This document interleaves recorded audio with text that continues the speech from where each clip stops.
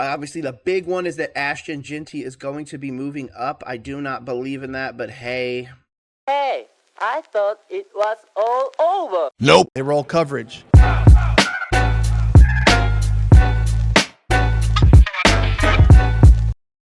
I just don't feel like he's really worth it. Tennessee Titans have obviously chalked in quarterback Cam Ward out of Miami. As much as I don't believe in Cam Ward long term, I have to give him a little bit of credit that now he does have an immense amount of help with not only the new head coach, Brian Callahan, but the father as well, one of the best offensive line coaches in the game. And on top of that, he has a dual running back tandem in Tyjae Spears and Tony Pollard. Offensive line still needs some rebuilding long term, but I still think they have a really good one with Skoronski and everybody out there. Wide receiver, they just add Tyler Lockett this morning, so you have Tyler Lockett and Calvin Ridley out there to catch balls, meaning you could probably wait to take a wide receiver down the road, even though Cam did come out and say that he is a big fan of Treylon Burks. I would probably explore a Burks trade if you're the Titans. Moving to the Browns obviously just paid Myles Garrett that $40+ million contract, the richest of a pass rusher in NFL history. He's going to stay there for the rest of his career, most likely, unless he absolutely falls off the cliff. Cleveland taking Travis Hunter, who they are saying they are going to be playing at wide receiver as his main option, and then eventually sprinkling in the ability for him to have defensive packages to go out there and help Ward. I think that's a great opportunity. I do think that at this point you do take Burke as a cornerback down the road, the other Ohio State guy, and you really start building out that secondary with those guys. So I think that this is a great option, but who is your quarterback moving forwards? It's not Deshaun Watson. It's not any of these other guys like Flacco or Kenny Pickett. You really need to know who your quarterback is moving forwards, unless it's another tank year, which I don't really love for you guys, especially since you're picking 2 again. Really want to keep picking in the top 5? I don't really feel like that's someplace that you really want to be. But hey, Cleveland's gonna most likely at this point. It's Travis Hunter. I was a little early on that one. I'm not a big fan of Travis Hunter to Cleveland because again, I don't think he's going to translate as well as everybody believes to the next level. And I understand that might seem a little bit blasphemous, a little bit angry, a little bit whatever. But I just don't believe it. I don't see it right now. As much as I would love to bring him over and do all that other stuff, I just don't see it. But overall, I'm just super excited for this team. The Giants, obviously, adding a pass rusher in Abdul Carter can give you guys a lot of options down the road, but you're in the same boat that Cleveland's in. You need a quarterback. I do believe that the connections from not only Ole Miss, but the Giants in general to Jackson Dart does seem a bit loud at this point, to the point where even Joe Shane's son tweeted out some Jackson Dart propaganda ahead of the draft this morning. So I think that the Dart connection is possible, whether or not they trade into the first to get him or they take him in the second round, akin to what the Titans did with Will Levis. Yeah, sure, I think that could be good building long term, but you really want that 5th year of control apparently with these quarterbacks. If you're really the Giants, I would probably make a push for somebody else, but you do already have some solid quarterback play in New York, so you're not pressed to take a quarterback. I think it'd be best to let Jackson Dart sit a full year, do the 4 years, take him in the second round, don't overpay, and then build his team long term. So for that reason, I mean, the Giants are taking the best possible player they could right here, so I can't knock them for this pick. But this is going to be the real interesting. But before I get to that, let me hide that next one. I'm going to go grab something. So, again, welcome to Roll Coverage. I do this every Monday through Friday, free right here on Kick, right here on Twitter, right here on YouTube, Twitch eventually, whenever the heck I decide to actually get my settings figured out with that. But give me 1 second. It is Roll Coverage, so I'm going to go roll some coverage real quick. Coverage to roll, I should say. Oh, never mind. It's literally right in front of my face. So, we are at the point now where I truly believe the Patriots are believing that Drake May is Tom Brady. The reason why I say that is because they're not really wanting to go out and put a crazy piece around him. Do you want to go out there and bring A.J. Brown back to Vrabel in New England? Or do you do what this draft says? Do you go with the idea and you take Membu, the tackle? I think he's going to be the better of the tackles, if I'm going to be honest. I was a little bullish on him to start. But now I'm at Bearish to start. But now I'm at the point where I can think that Membu is going to be the best tackle in the draft. I do think Campbell at this point, because of the size concerns and what everybody has said, that Campbell is going to be moved to a guard. I think there's a few other guys like Gray Zabel. I don't think he's a guard in the NFL. I think he's a center. That's what a lot of people have said. In fact, some people even have him rated higher than Jared Wilson, the actual number one center in the class. And I mean natural, meaning that he actually played the position in college at a high level. Now, obviously, this one's another interesting one. The Bears going to get Genty.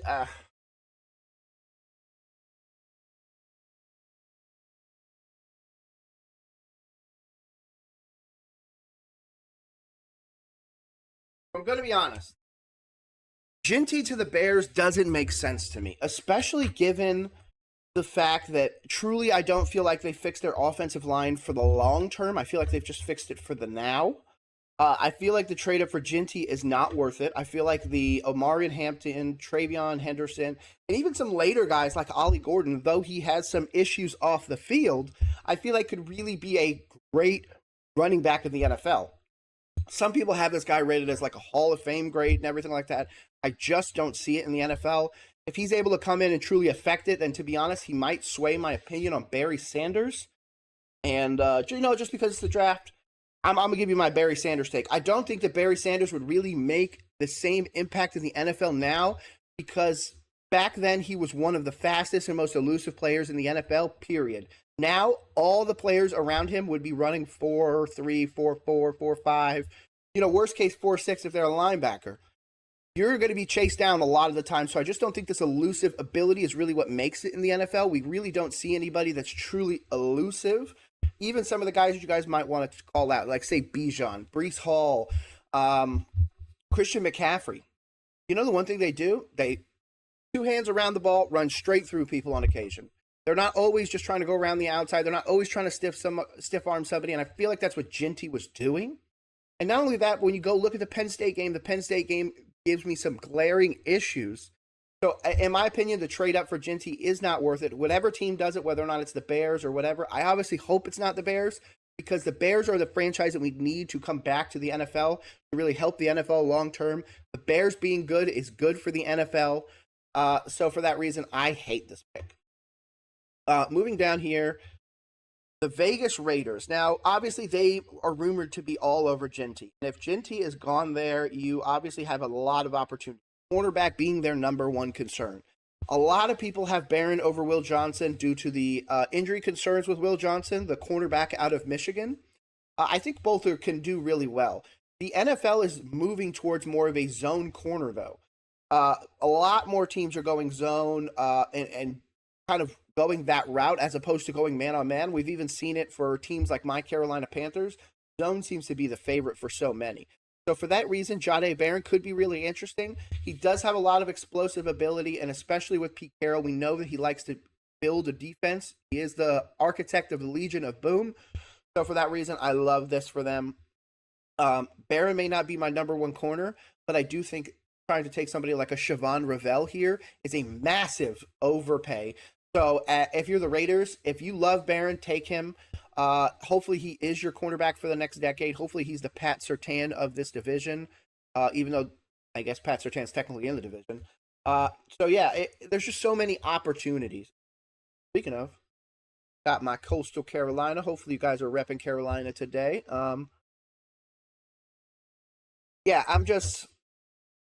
If you're the Raiders, I personally say trade back. A natural zone defender. He is a starting caliber pro at safety, wide corner, or nickel.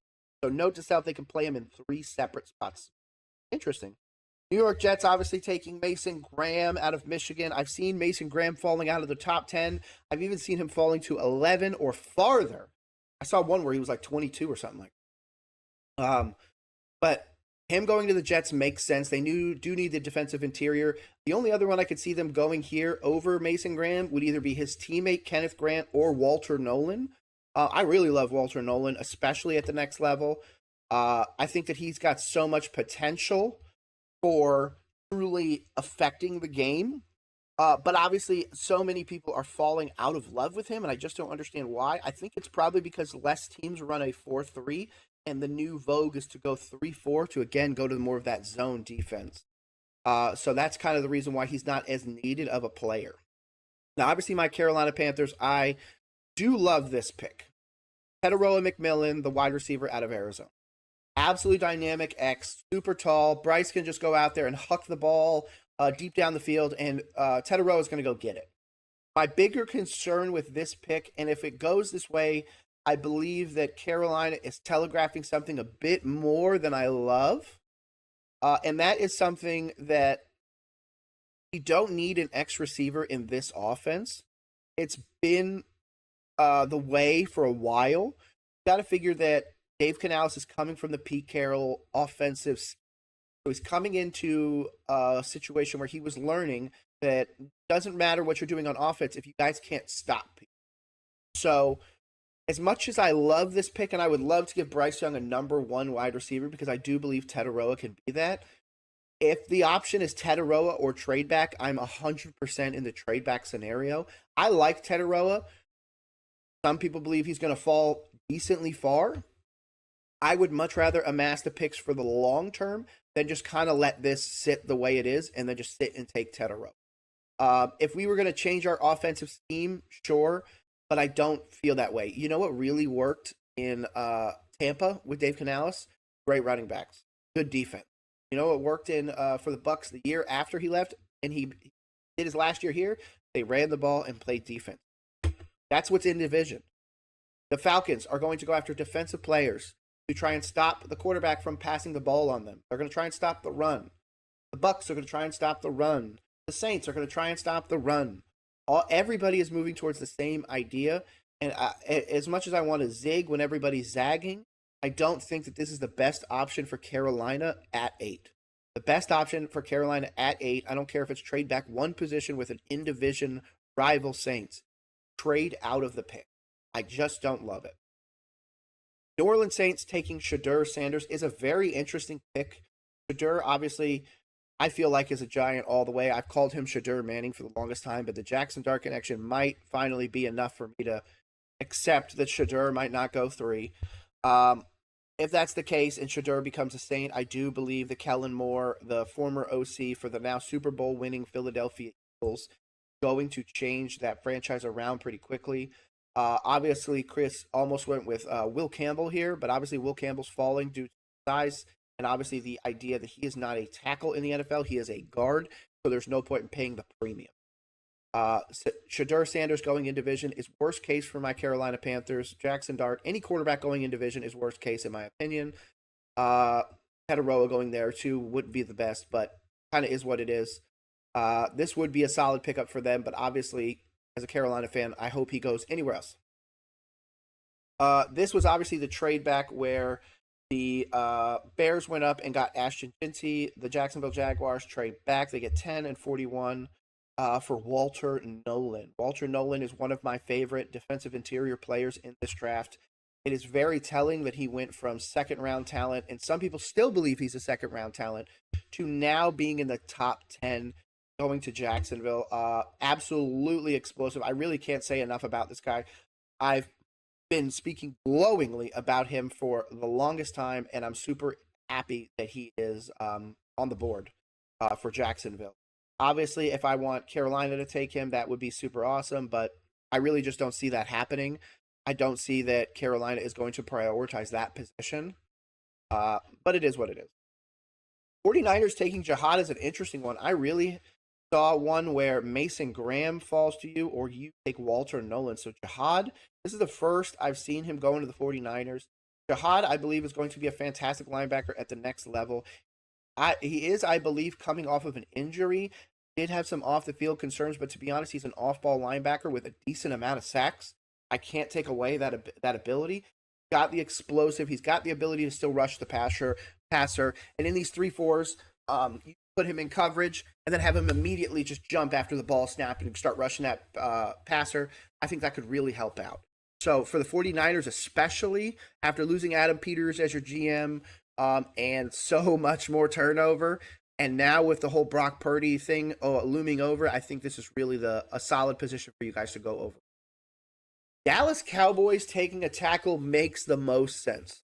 They just saw what the Eagles did with a fantastic offensive line and a young defensive core that all played together in college. Their big thing was the Georgia Eagles.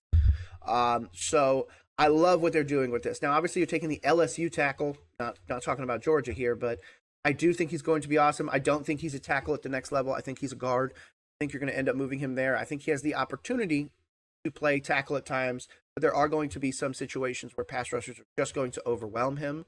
Like he said, he has a fantastic quote. If you give up a 1 sack a game or 12 sacks a year, you're going to be working at the local Walmart. So I love his potential. Again, look at that. 4 sacks total his entire college career. 816, 2,400 plus snaps. Looks like he's much more focused, or does a lot more, in pass block. Obviously got some hurries, though, so people are getting after him. So very interesting pick here. I do like the pick to Dallas, especially since Petaroa is gone. I like Josh Simmons a bit more as a pure tackle, but that's just me. And that's exactly who the Miami Dolphins go and take, a tackle to protect their last quarterback in Tua Tagovailoa. Obviously, they still have a lot of concerns coming off of the season. We're not really sure if Tua is the guy long-term as much as they have paid him. They're now also dealing with this Tyreek Hill off the field drama. So there's a lot of opportunity for this team to add pieces. I do think tackle or guard is the best way to go. You're taking Josh Simmons because you're not going to take Tyler Booker, a guard, at 13. If we're going to continue down this path and there's going to be so many offensive linemen taken so early, I'm not going to lie, this might have been a sneaky offensive line draft, as I, for example, have guys like Charles Grant out of William & Mary. There's a later round. Minnesota is honestly a powerhouse for offensive linemen, not including Membu. They've got a few, to be honest with you. So, yeah, there's going to be a lot of offensive guys taken in this draft. I think there's going to be a lot of sleeper offensive guys as well.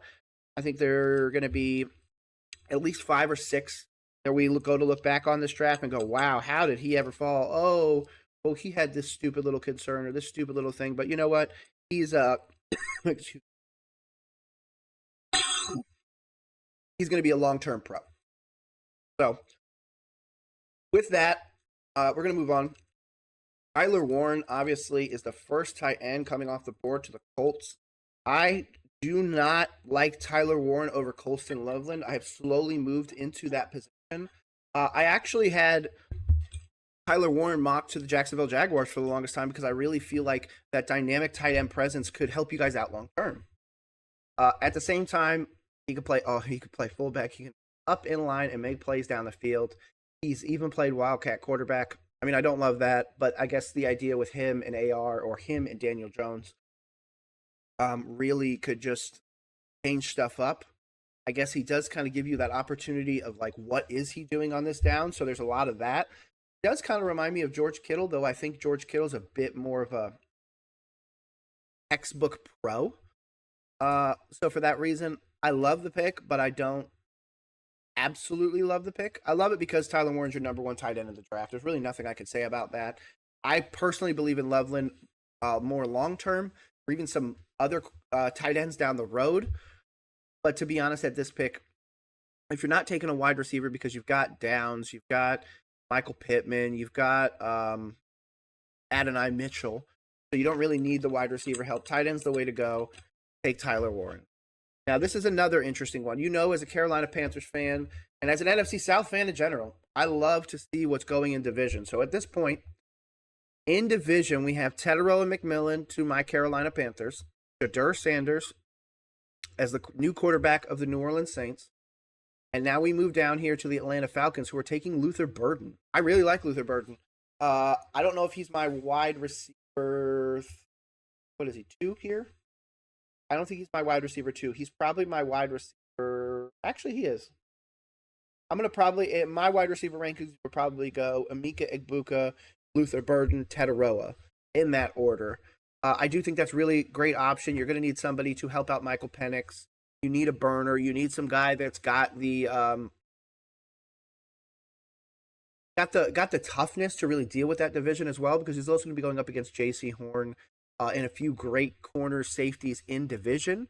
So that's a really solid pick for Atlanta that really helps out Michael Penix, and again takes a little bit of the pain off of not only Kyle Pitts but Drake London. Cardinals going Will Johnson here, I don't love. I, for some reason, keep giving them either an edge or a linebacker because I really feel like that's a need for them. Taking Will Johnson at corner at 16 is obviously a massive win for them, though. You get what was regarded as one of the 1 or 2 best corners in the draft. At one point, he was a top 5 pick on many people's boards, falling obviously due to the injury concerns. Again, given the situation, I feel like this is a solid pick, especially just taking BPA. Cardinals, I don't know if they can put it together long term, but like he said, 6-foot quarterbacks don't grow on trees. Moving to the Bengals, shout out Blitz Bengals or Bengals Blitz. I always get the two mixed up. I follow him. He's super awesome. Jalen Walker, I hate for you guys, if I'm going to be honest. But if you're avoiding Shamar Stewart like the next pick didn't, then I think this is a win. Jalen Walker has a potential to do so much. Box presence, he's going to be a more off-ball linebacker, and you're going to sprinkle in options for him to edge rush. Even here, they put him linebacker edge, not edge linebacker. So they're even favoring him to be more of an off-ball linebacker or more of a QB spy linebacker kind of thing. So interesting choice here when I feel like they need a pure edge rusher. Seattle taking Shamar. Again, I don't understand that one. I really felt like if Will Johnson gets here or anything like that, that they're going to take a cornerback. But Shamar, I don't love. I'm going to be honest. Any of the Texas A&M guys, I'm completely out on. If they end up coming and doing something in the NFL, that's super great. But that system out there just doesn't make sense. And should be a day 2 pick because of it. I agree.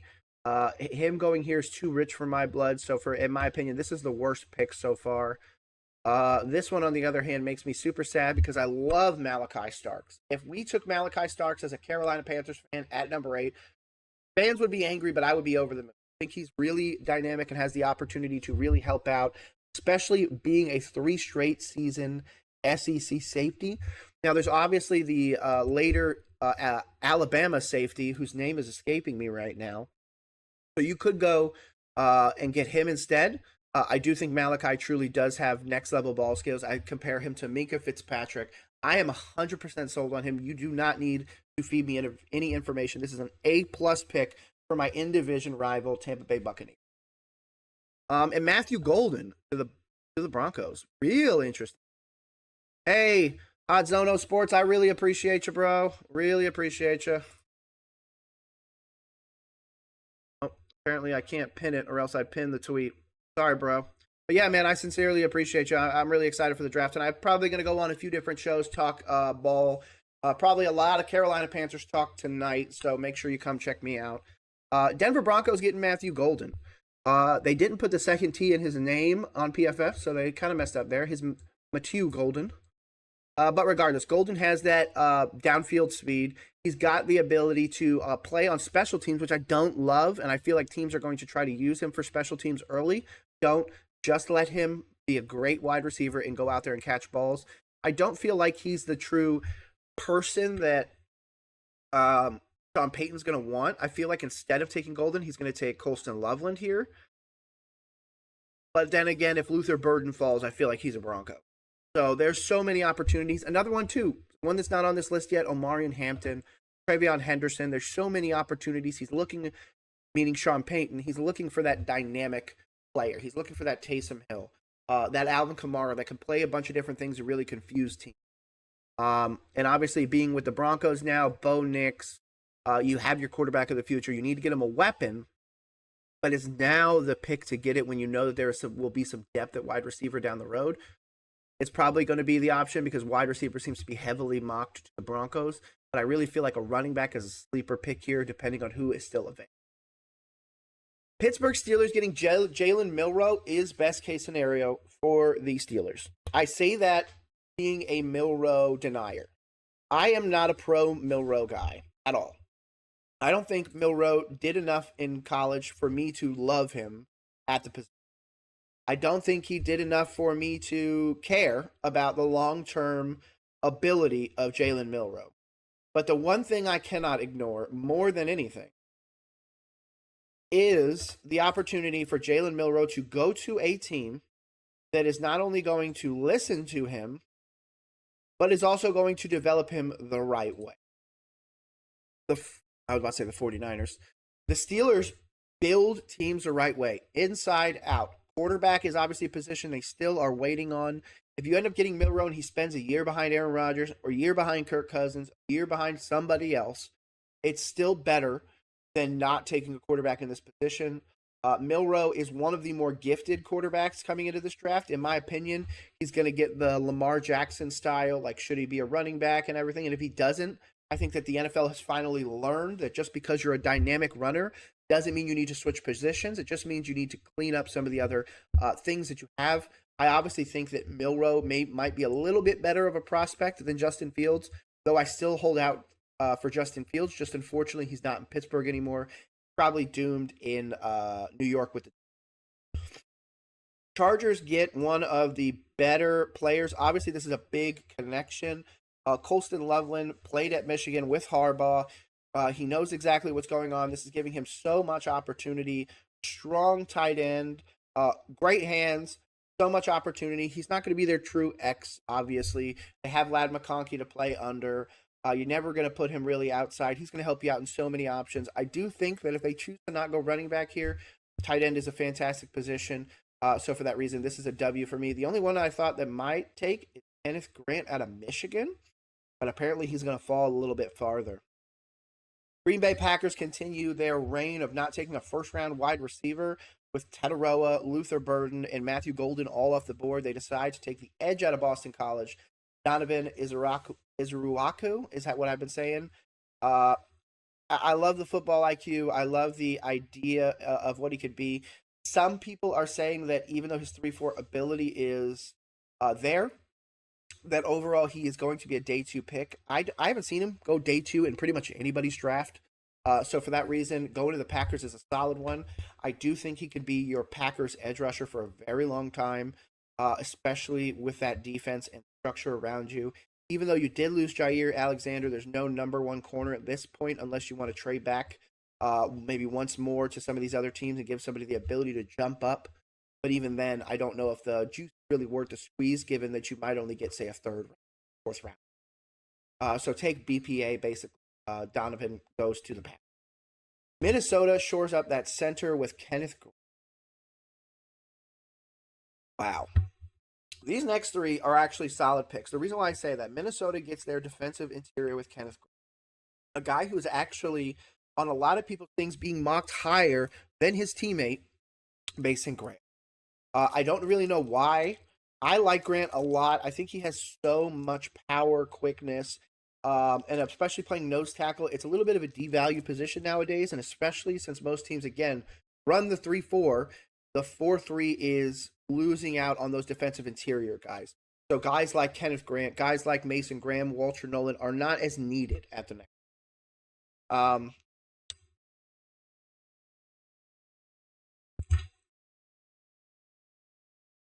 Emeka Egbuka, I'm obviously sold on. He is my wide receiver number 1. And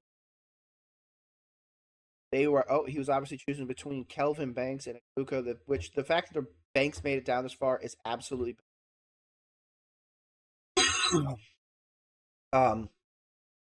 all-time reception leader at Ohio State. Absolutely coming out of wide receiver one of the wide receiver universities in Ohio State. High floor, absolutely going to be a wide receiver 1/2 at a team. You have a lot of guys with Nico Collins, Tank Dell, who I'm pretty sure is going to be hurt the entire season or recovering for a good portion of it. Makes Egbuka the right pick. As much as I would love for you to take Kelvin Banks and protect Stroud, you could probably do it with some of those later picks, but if that's the case, you consciously have to go after an offensive line down the road. I think that's a big problem of the Texans. The one thing that draft with CJ Stroud and Bryce Young going 1-2 to the Panthers and the Texans, the first year Stroud was protected, Bryce was getting his ass destroyed. Now we continue to the last season. Bryce actually got the protection he needed, started getting a stable run game, and started to look better towards the end of the season. And while better still wasn't good, it is the improvement we were looking for, and we know that offensive line was a big problem. Rams getting Kelvin Banks means that Kelvin Banks, Andrew Whitworth, essentially. I'm pretty sure Witt played center, but regardless, Kelvin Banks is absolutely going to be a starter for the Rams for a very long time. The system's going to benefit him a lot. Worst case, you could move him into guard, and if that's the case, he's going to be a dynamic. So this is a win pick. I don't really think I need to go too much into that one. Rams taking Kelvin Banks and him fighting that far is a bit crazy, but the reason why I can see it happening, and we're going to go up here a little bit, go to a different player, Jalen Walker, guy that's been mocked to my Carolina Panthers. His best stat game was against Kelvin, where he was able to get, I believe, 2 sacks in one game. One where Banks just lost his footing and went down to his knee. Walker was able to go in and grab it. And then another time, I think he just pushed him into the quarterback, basically. And at 6'1", that's saying a lot. He's not crazy strong or anything like that, so being able to push a guy like Kelvin Banks around does say quite a bit. But I do think this fall could help him out a ton. Again, giving him to a great, great organization. Imagine if Kelvin Banks ends up a Ram for any of these teams. Raven, Lion, Eagle, Chief. Like, those are great teams for a tackle/guard to fall to. You're going to be there a long time. So that's a W pick for me. Ravens take Mykel Williams over James Pierce Jr. is so interesting to me. Mykel is another one that I really like. 6% is the percentage he said that he was at health-wise for the entirety of the season. He didn't even start practicing the Texas game. So that says a lot. And the minute he started practicing for that Texas game, that's a game where he comes out with 2 sacks. So he has a lot of amazing ability. He's got a crazy motor, pretty big. Playing in that Georgia defense might help him out a little bit. So that could be a little bit of a translation issue for Mykel Williams. But at the same time, you're going after the potential. You're going after the age, 21, 22. I think it's 22. So that's really what you're doing. I do have people projecting him as a top 20 pick. I've even seen him going 8 to my Carolina Panthers. So this one falling to 27 would be fantastic for the Ravens. Gray Zabel at North Dakota State is such an interesting one. Oh, wait, he didn't play in 23 or 22. He played 961 snaps at the left tackle. Okay. It says he's a 5-position lineman who brings everything at elite arm position. I think he's a road grader. He's a running guard/tackle. So going to the Lions would make sense. It doesn't make sense for them to go and get a running back unless they go and get one super late because you already have Sonic and Knuckles. Yeah, I think this is that you need to protect Jared Goff. You need to give him more time. You have Amon-Ra, have some pieces. You still have Jameson Williams, which is rumored to be traded or at least shopped at some point. So this is good. Take the guy to protect Jared Goff. I like this. I don't know if I like Zabel per se, but worst case at a guard, he probably could do damage. And then you really need to just figure out your tackle long term. And at 28, it's not an overdraft. I'd probably go Tyler Booker here instead, but that's just me. But for this one, I'm just going to say that one's okay. Now, these are some interesting ones. Commanders taking Mike Green, I like. Obviously, we give oh, geez. I can literally see his face, but I can't remember his goddamn name right now. Coach of the Commanders. What is his name? Oh, my God. It's going to come to me. I'm not going to look it up. Regardless, it'll come to me. He's going there to work behind the former DC of the Cowboys. New HC at the Commanders, did really well last year. Defense changed around. Frankie Louvu took a step forwards. I do feel like you still need some corner help, but that I do feel that you could take some down the line. Mike Green at 17.5 sacks, leading the FBS, is absolutely something that people need to go look at.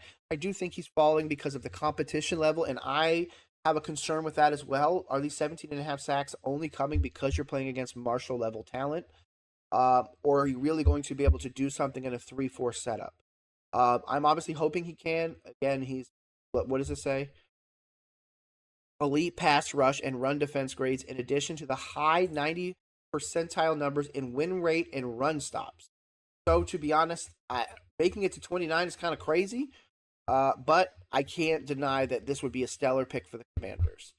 Now, moving here, I absolutely expected the Bills to take a corner, but James Pierce falling to the Bills could be really great. He's a top 5 edge talent for me all day long. Don't really need to talk a whole lot about this. I don't care about the off the field. I need guys to go stack people. I need guys to just go out there and be demons. I need to work inside of a system. There's so many options. Yeah, see, Benjamin Morrison, Shavon Revell, Trey Ames, all corners debating on Bills. But nope, they go edge rusher. I do think it's BPA at that point. You take the guy that's going to help you long term. Go stop the other quarterbacks, because that's a big problem for the Bills as well. You really need to stop the other quarterbacks from scoring instead of having to win games 32-31. Chiefs getting arguably one of the better tackles in the draft. Again, the Minnesota guys. This was the guy who was Irsay, the Membu's teammate. Absolutely fantastic. Held his own against Abdul Carter in the Penn State game. Crazy size, ability, decent amount of snaps as well. Minnesota's solid talent in the Big Ten. So I really like this. Again, going to the Chiefs, they're going to be coached up well. This would be a W pick for them. Just like everybody thought Creed Humphrey was a weird pick for them a few years ago. Look how that turned out. And now going to the Eagles, Mr. Nick Emenwari. Excuse me. Safety for South Carolina. Again, I don't believe in Emenwari, but in the right place, he can do damage. In the Eagles, Emenwari can be a Pro Bowler. No problem. All Pro, that's something completely separate. I don't think he's going to be able to beat out some of the other safeties in the league. But at the same time, I think he's got super high-end talent, especially at 32. Especially if nobody trades in and gives you a future first or anything like that. There's no reason for you to not take a safety like Emenwari there at the Eagles. You've got DeJean. You've got so many options. If you're not taking corner, safety is the way.